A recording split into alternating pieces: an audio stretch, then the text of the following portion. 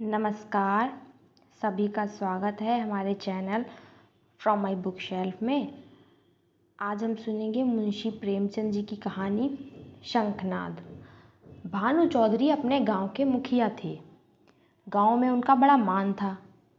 दरोगा जी उन्हें टाट बिना जमीन पर न बैठने देते।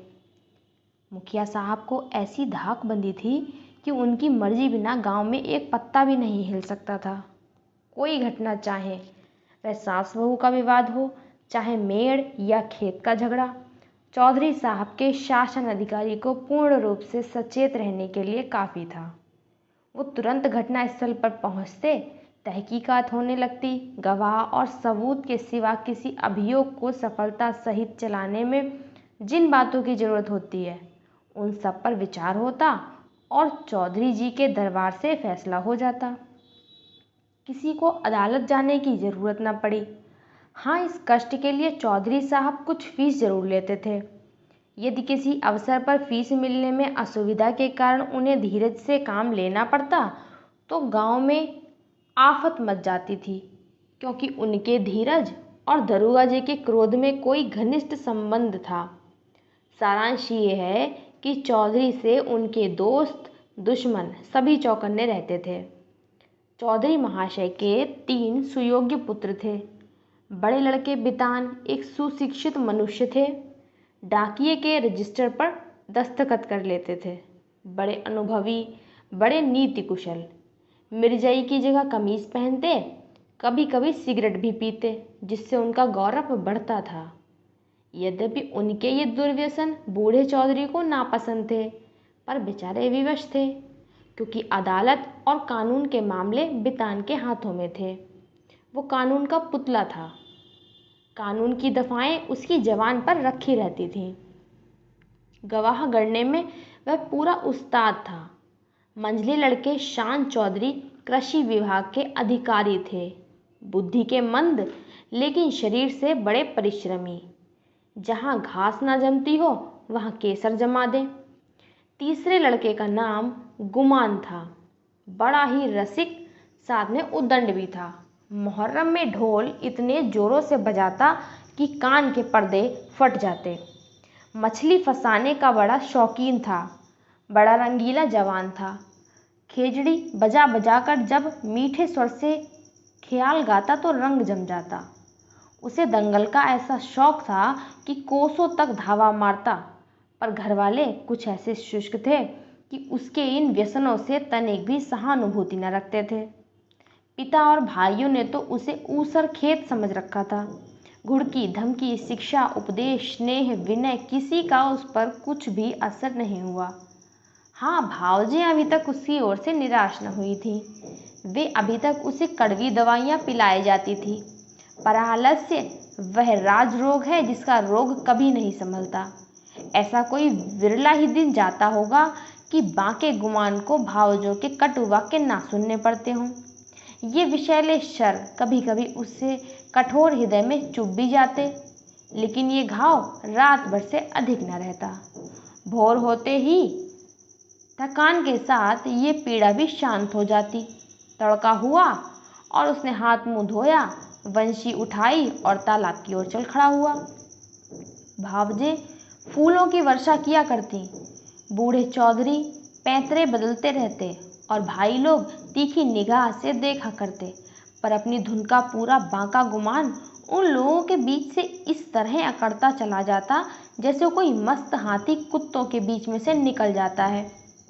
उसे सुमार्ग पर लाने के लिए क्या क्या उपाय नहीं किए गए।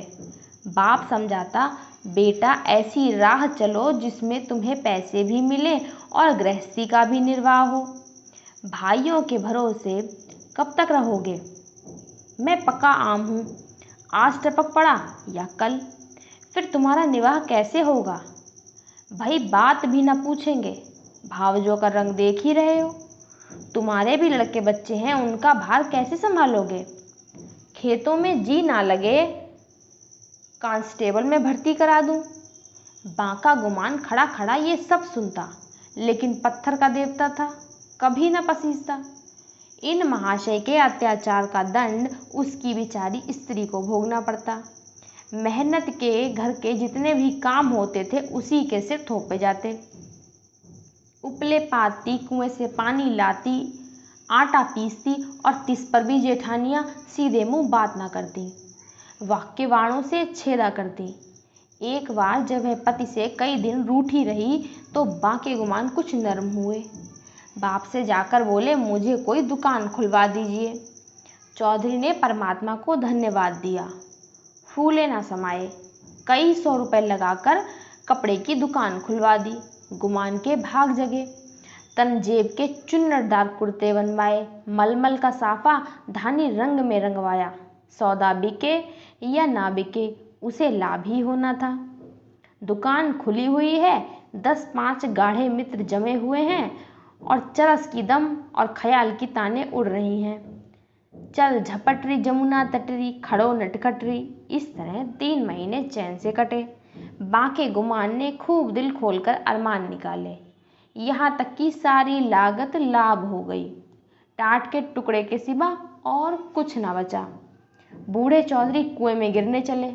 भावजों ने घोर आंदोलन मचाया। अरे राम, हमारे बच्चे और हम चीथड़ों को तरसे, गाढ़े का एक कुर्ता भी नसीब ना हो और इतनी बड़ी दुकान इस निकट्टू का कफन बन गई।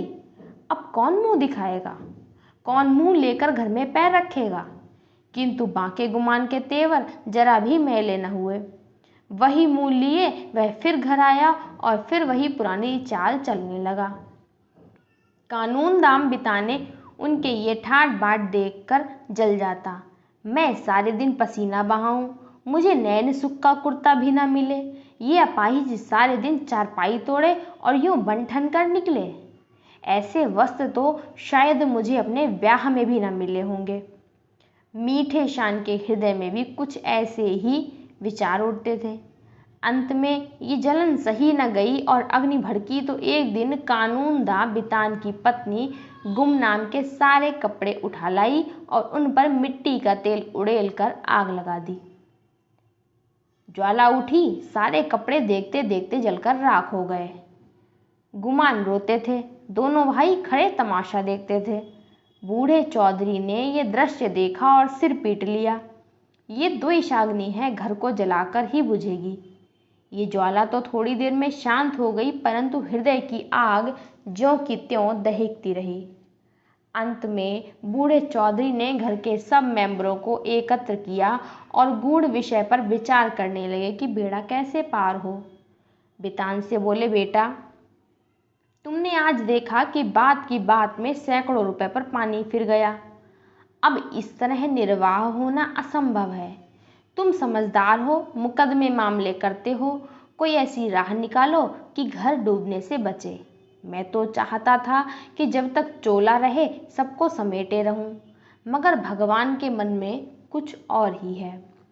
बितान की नीति कुशलता अपनी चतुर सहगामिनी के सामने लुप्त हो जाती थी। अभी वह उसका उत्तर सोच ही रहे थे कि श्रीमती जी बोल उठी, दादा जी, अब समझाने बुझाने से काम नहीं चलेगा। सहते सहते हमारा कलेजा पक गया। बेटे की जितनी पीर बाप को होगी, भाइयों को उतनी क्या, उसकी आधी भी नहीं हो सकती। मैं तो साफ कहती हूँ, गुमान को तुम्हारी कमाई में हक है। उन्हें कंचन के कौर खिलाओ और चांदी के हिंडोले में झुलाओ। हम में ना इतना बूता है ना इतना कलेजा। हम अपनी झोपड़ी अलग बना लेंगे। हाँ, जो हमारा हो वो हमको मिलना चाहिए। बांट बखरा कर दीजिए, भला से 4 आदमी हंसेंगे। अब कहाँ तक दुनिया की लाज ढोएं। नीतिज्ञ वितान पर इस प्रबल वक्तृता का जो असर हुआ वो उनके विकसित और कुमुदित चेहरे से झलक रहा था। उनमें स्वयं इतना साहस न था कि इस प्रस्ताव का इतनी स्पष्टता से व्याख्यान करते। नीतिज्ञ महाशय गंभीरता से बोले, जायदाद मुश्तरका, मनकूला या गैर मनकूला, आपके हीन हयात तकसीम की जा सकती है, इसकी नज़ीरें मौजूद हैं। जमींदार को साकीतुल मिल्कियत करने का कोई इस्तेहकाक नहीं है। अब मंदबुद्धि शान की बारी आई, पर बेचारा किसान बैलों के पीछे आंखें बंद करके चलने वाला ऐसे गूढ़ विषय पर कैसे मुंह खोलता। दुविधा में पड़ा था। तब उसकी सत्यवक्ता धर्मपत्नी ने अपनी जेठानी का अनुसरण कर यह कठिन कार्य संपन्न किया। बोली, बड़ी बहन ने जो कुछ कहा उसके सिवा कोई दूसरा उपाय नहीं। कोई तो कलेजा तोड़ तोड़ कर कमाए, मगर पैसे पैसे को तरसे। तन ढांकने को वस्त्र तक न मिले और कोई सुख की नींद सोए, हाथ बढ़ा बढ़ा कर खाए। ऐसी अंधेर नगरी में अब हमारा निबाह न होगा। शान चौधरी ने भी इस प्रस्ताव का मुक्त कंठ से अनुमोदन किया। अब बूढ़े चौधरी गुमान से बोले, क्यों बेटा, क्या तुम्हें भी ये मंजूर है? अभी कुछ नहीं बिगड़ा, ये आग अभी बुझ सकती है। काम सबको प्यारा है, चाम किसी को नहीं। बोलो, क्या कहते हो?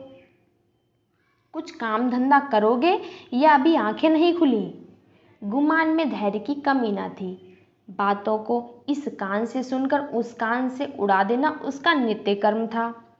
किंतु भाइयों की इस जनमुरीदी पर उसे क्रोध आ गया। बोला, भाइयों की जो इच्छा है वही मेरे मन में भी लगी है। मैं भी इस जंजाल से भागना चाहता हूँ। न मुझसे मजूरी हुई न होगी। जिसके भाग्य में चक्की पीसना बदा हो वह पीसे। मेरे भाग्य में चैन करना लिखा है, मैं क्यों अपना सिर ओखली में दूं? मैं तो किसी से काम करने को नहीं कहता। आप लोग क्यों मेरे पीछे पड़े हैं? अपनी अपनी फिक्र कीजिए, मुझे आध सेर आटे की कमी नहीं है।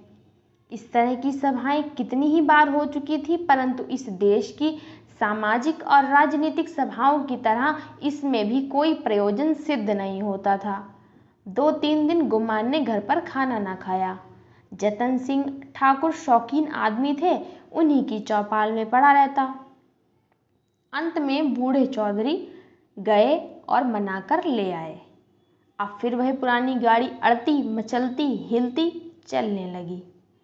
पांडे घर के चूहों की तरह चौधरी के घर में बच्चे भी सयाने थे। उनके लिए घोड़े मिट्टी के घोड़े और नावें कागज की नावें थीं। फलों के विषय में उनका ज्ञान असीम था। गूलर और जंगली बेर के सिवा कोई ऐसा फल न था जिसे बीमारियों का घर न समझते हों।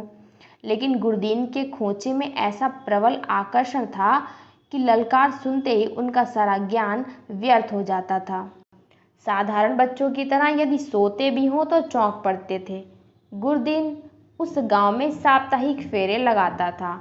उसके शुभागमन की प्रतीक्षा और आकांक्षा में कितने ही बालकों को बिना किंडरगार्टन की रंगीन गोलियों के संख्याएं और दिनों के नाम याद हो गए थे।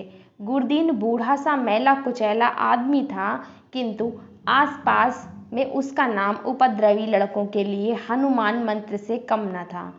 उसकी आवाज़ सुनते ही उसके खोमचे पर लड़कों का ऐसा धावा होता कि मक्खियों की असंख्य सेना को भी रणस्थल से भागना पड़ता था। और जहाँ बच्चों के लिए मिठाइयाँ थीं, वहाँ गुरदीन के पास माताओं के लिए इससे भी ज़्यादा मीठी बातें थीं। माँ कितना ही मना करती रहे, बार बार पैसा न रहने का बहाना करने पर गुरदीन चटपट मिठाइयों का दोना बच्चों के हाथ में रख ही देता और स्नेहपूर्ण भाव से कहता, बहू जी, पैसों की कोई चिंता न करो, फिर मिलते रहेंगे, कहीं भागे थोड़ी ही जाते हैं। नारायण ने तुमको बच्चे दिए हैं तो मुझे भी उनकी न्योछावर मिल जाती है। उन्हीं की बदौलत मेरे बाल बच्चे भी जीते हैं। अभी क्या, ईश्वर इनका मौर तो दिखाए, फिर देखो कैसा ठन ठन करता हूँ। गुरदीन का ये व्यवहार चाहे वाणिज्य नियमों के प्रतिकूल ही क्यों न हो, चाहे 9 नकद सही 13 उधार नहीं वाली कहावत अनुभव सिद्ध ही क्यों न हो, किंतु मिष्टाभाषी गुरदीन को कभी अपने इस व्यवहार पर पछताने या उसमें संशोधन करने की जरूरत नहीं हुई। मंगल का शुभ दिन था। बच्चे बड़ी बेचैनी से अपने दरवाजे पर खड़े गुरदीन की राह देख रहे थे। कई उत्साही लड़के पेड़ पर चढ़ गए, कोई अनुराग से विवश होकर गांव के बाहर निकल गए। सूर्य भगवान अपना सुनहला गाल लिए पूरब से पश्चिम जा पहुँचे। इतने में ही गुरदीन आता हुआ दिखाई दिया। लड़कों ने दौड़कर उसका दामन पकड़ा और आपस में खींचातानी होने लगी। कोई कहता था मेरे घर चलो, कोई अपने घर का न्योता देता था। सबसे पहले भानु चौधरी का मकान पड़ा। गुरदीन अपना खोंचा उतार दिया। मिठाइयों की लूट शुरू हो गई। बालकों और स्त्रियों का जमघट लग गया। हर्ष और विषाद, संतोष और लोभ, ईर्ष्या और क्षोभ, द्वेष और जलन की नाट्यशाला सज गई। कानूनदा बितान की पत्नी अपने तीनों लड़कों को लिए हुए निकली। शान की पत्नी भी अपने दोनों लड़कों के साथ उपस्थित हुई। गुरदीन ने मीठी बातें करनी शुरू की। पैसे झोली में रखे, धेले की मिठाई दी और धेले का आशीर्वाद। लड़के दोनों लिए उछलते कूदते घर में दाखिल हुए। अगर सारे गांव में कोई ऐसा बालक था जिसने गुरदीन की उदारता से लाभ उठाया हो तो वह बांके गुमान का लड़का धान था। ये कठिन था कि बालक धान अपने भाइयों और बहनों को हंस हंस और उछल उछल कर मिठाइयाँ खाते देखकर सब्र कर जाए। उस पर तुर्रा ये कि वे उसे मिठाइयाँ दिखा दिखा कर ललचाते और चिढ़ाते थे। बेचारा धान चीखता और अपनी माता का आंचल पकड़ पकड़ कर दरवाजे की तरफ खींचता था, पर वह अबला क्या करे। उसका हृदय बच्चे के लिए ऐंठ ऐंठ कर रह जाता था। उसके पास एक पैसा भी नहीं था। अपने दुर्भाग्य पर, जेठानियों की निष्ठुरता पर और सबसे ज्यादा अपने पति के निखट्टूपन पर कुड़ कर रह जाती थी। अपना आदमी ऐसा निकम्मा न होता तो क्या दूसरों का मुंह देखना पड़ता, क्यों दूसरे के धक्के खाने पड़ते। उठा लिया प्यार से और दिलासा देने लगी, बेटा रो मत, अब की गुरदीन आएगा तो तुम्हें बहुत सी मिठाई ले दूंगी। मैं इससे अच्छी मिठाई बाजार से मंगवा दूंगी, तुम कितनी मिठाई खाओगे। ये कहते कहते उसकी आंखें भर गईं। आह कितनी मनहूस घड़ी है। मंगल आज फिर आएगा और फिर यही बहाने करने पड़ेंगे। हाय अपना प्यारा बच्चा धेले की मिठाई को तरसे और घर में किसी का पत्थर सा कलेजा न पसीजे। वह बेचारी तो इन चिंताओं में डूबी थी और धान किसी तरह चुप ही न होता था। जब कुछ वश न चला तो माँ की गोद से जमीन पर उतरकर लौटने लगा और रो रो कर दुनिया सिर पर उठा ली। माँ ने बहुत बहलाया फुसलाया, यहाँ तक कि उस बच्चे के इस हट पर क्रोध भी आ गया। मानव हृदय के रहस्य कभी समझ में नहीं आते। कहाँ तो बच्चे को प्यार से चिपटाती थी, ऐसी झल्लाई कि उसे 2-3 थप्पड़ जोर से लगाए और घुड़क कर बोली, चुप रहे अभागे, तेरा ही मुंह मिठाई खाने का है। अपने दिन को नहीं रोता, मिठाई खाने चला है।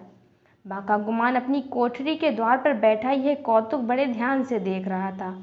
वह इस बच्चे को बहुत चाहता था। इस वक्त के थप्पड़ उसके हृदय में तेज भाले के समान लगे और चुभ गए। शायद उसका अभिप्राय भी यही था। दुनिया रुई को धुनने के लिए तार पर चोट लगाता है। जिस तरह पत्थर और पानी में आग छिपी रहती है, उस तरह मनुष्य के हृदय में, चाहे वह कैसा ही क्रूर और कठोर क्यों ना हो, उत्कृष्ट और कोमल भाव छिपे रहते हैं। गुमान की आंखें भर आईं। आंसू की बूंदें बहुधा हमारे हृदय की मलिनता को उज्ज्वल कर देती हैं। गुमान सचेत हो गया। उसने जाकर बच्चे को गोद में उठा लिया और अपनी पत्नी से करुणोत्पादक स्वर में बोला, बच्चे पर इतना क्रोध क्यों करती हो। तुम्हारा दोषी मैं हूँ, मुझको जो दंड चाहो दो। परमात्मा ने चाहा तो कल से लोग इस घर में मेरा और मेरे बाल बच्चों का भी आदर करेंगे। तुमने आज मुझे सदा के लिए इस तरह जगा दिया मानो मेरे कानों में शंखनाद कर मुझे कर्मपथ में प्रवेश का उपदेश दिया हो। तो ये थी आज की कहानी शंखनाद। आशा करती हूँ कहानी आपको अच्छी लगी होगी। कहानी अच्छी लगी है तो वीडियो को लाइक करें, चैनल को सब्सक्राइब करें और वीडियो को शेयर भी कर दें। धन्यवाद।